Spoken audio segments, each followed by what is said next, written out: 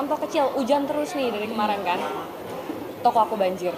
Siapa yang nyangka, ya kan, di musim hujan gini, karena memang di daerah rumah aku itu dulu selama aku tinggal itu nggak pernah sedikit pun banjir yang sampai masuk dalam rumah ya, nggak pernah sedikit pun. Begitu dijadiin tempat bisnis, kok jelalah banjir.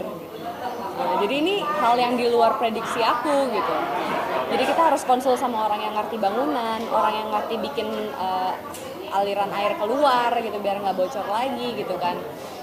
Terus kita konsul juga sama tukang yang memang ngerti caranya mengatasi bocor yang udah diatasi berkali-kali tapi tetap bocor gitu. Itu kenapa pilihannya ke dunia pijat gitu? Kenapa ke jasa ya? Jasa. Bener, menarik sih ini karena memang aku tuh selalu pijat, anaknya tuh yang selalu pijat gitu loh. Memang keluarga aku tuh dari kecil dibiasain kalau nggak enak badan masuk angin tuh pijat.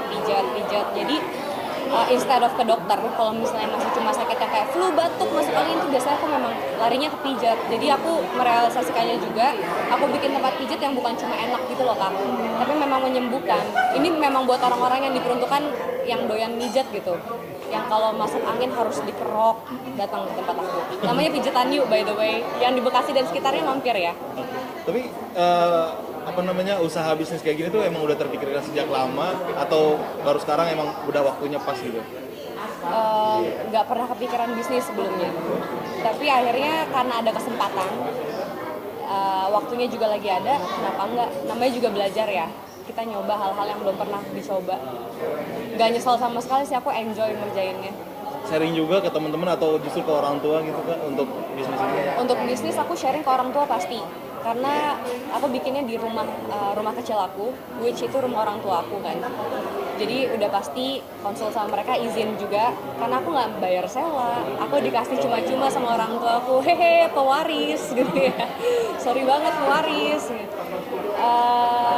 Tapi sama teman-teman juga luar biasa banyak aku konsulnya, karena teman-teman aku udah banyak yang duluan berbisnis, udah ngerasain asam garamnya punya bisnis online, offline gitu. Jadi untuk kesulitan aku yang aku nggak ngerti itu aku banyak konsul juga ke teman-teman. Jadi itu jadi bisnis pertama Kak Hana atau justru yang udah sekian kali?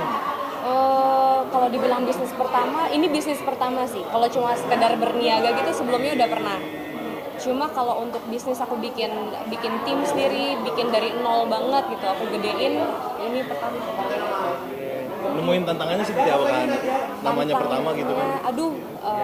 Kalau dulu mungkin aku dengar orang berbisnis tuh kayak, aduh ada aja cobaannya gitu. Aku mikir kayak apa sih cobaannya berbisnis gitu? Apa sih? What the worst that could happen gitu kan? Ternyata ada. Dan tantangan berbisnis tuh datang selalu setiap saat gitu. Jadi menurut aku berbisnis tuh yang penting kita kuat-kuatan aja gitu untuk mempertahankan bisnis kita, karena kita nggak tahu nih kapan bisnis kita lagi drop, kapan bisnis kita lagi emang cuan banget gitu. Yang penting kuat mempertahankannya aja. Download Tribun X sekarang, menghadirkan lokal menjadi Indonesia.